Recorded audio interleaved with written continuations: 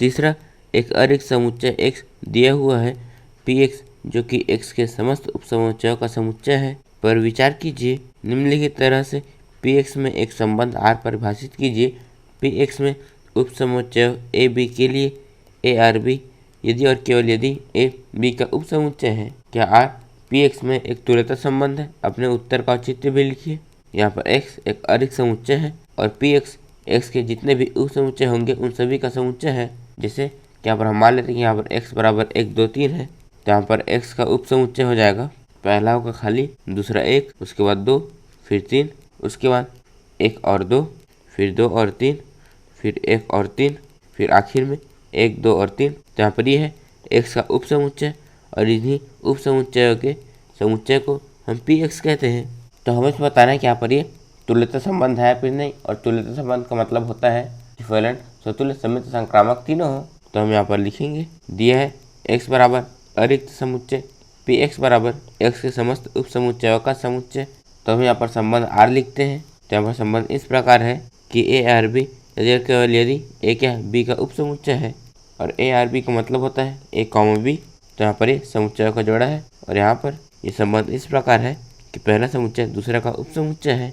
मतलब इसके अंदर ऐसे जोड़े आएंगे जो पहला समुच्चय दूसरे का उपसमुच्चय है। तो जैसे यहाँ पर ये है 1 और यहाँ पर ये है 1, 2, तो यहाँ पर ये इसका उपसमुच्चय है। इसी तरह से यहाँ पर ये आ जाएगा 1 और ये 1, 3, तो यहाँ पर भी ये इसका उपसमुच्चय है।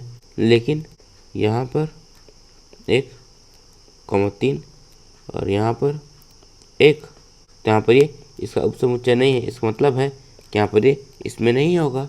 तो हम देखते हैं कि यहाँ पर ये सतुल्य है फिर नहीं। तो सतुल्य होने के लिए a का ही उपसमुच्चय होना चाहिए। तो हर समुच्चय खुद का उपसमुच्चय होता है, इसका मतलब है कि और संबंध सतुल्य है। तो हम यहाँ पर लिखेंगे, यहाँ a का उपसमुच्चय है, इसका मतलब है कि यहाँ पर a, R का अवयव है, अतः संबंध R सतुल्य है। तो यहाँ पर हम देखते हैं कि सममित है या फिर नहीं। तो सममित होने के लिए अगर a b का उपसमुच्चय है तो b भी a का उपसमुच्चय होना चाहिए।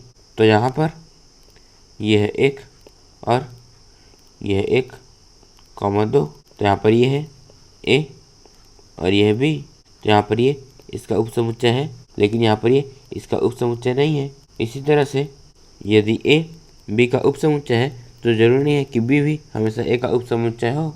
इसका मतलब है कि यहाँ पर संबंध सममित नहीं है। तो हम यहाँ पर लिखेंगे, माना a, b R का अवयव है, और यहाँ पर इसका मतलब है कि a b का उपसमुच्चय है। तो सममित होने के लिए यदि a b का उपसमुच्चय है तो b भी a का उपसमुच्चय होना चाहिए।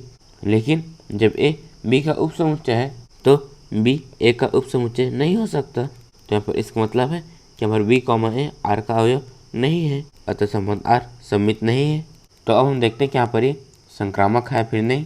तो हम मान लेते हैं कि यहाँ पर a b R का अवयव है तथा b c भी R का अवयव है। तो यहाँ पर इसका मतलब है कि a b का उपसमुच्चय है तथा इसका मतलब है कि यहाँ b c का उपसमुच्चय है।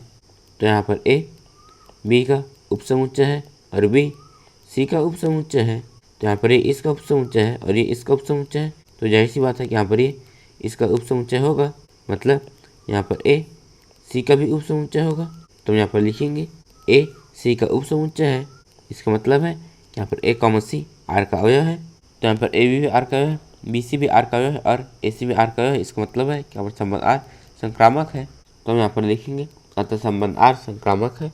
तो यहाँ पर संबंध सतुल्य तथा संक्रामक है किंतु सममित नहीं है। इसका मतलब है कि और संबंध तुल्यता संबंध नहीं है। तो हम यहाँ पर लिखेंगे, यहाँ संबंध सतुल्य तथा संक्रामक है किंतु सममित नहीं है, अतः संबंध तुल्यता संबंध नहीं है। इस प्रश्नावली के नोट्स आप नीचे डिस्क्रिप्शन में दी लिंक से डाउनलोड कर सकते हैं और ऐसी वीडियोस के लिए चैनल को सब्सक्राइब जरूर करें। धन्यवाद।